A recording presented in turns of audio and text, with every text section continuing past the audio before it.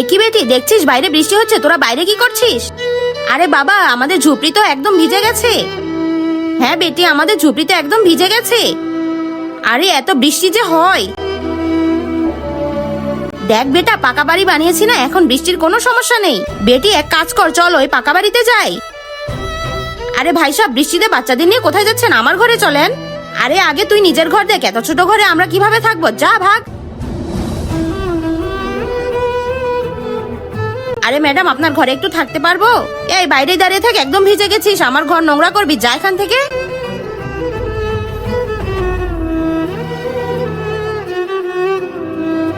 কিন্তু তার আগে তুমি যদি চাও তোমার মা জান্নাতে যাক, তাহলে ভিডিওটিতে লাইক করে চ্যানেলটি সাবস্ক্রাইব করে দাও। আর যদি চাও জাহান্নামে যাক, তাহলে কিছুই করতে হবে না, আর কমেন্টে মা লিখে যাও।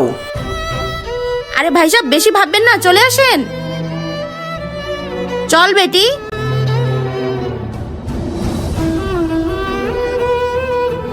ভাই সাহেব, আমাকে মাফ করে দেন।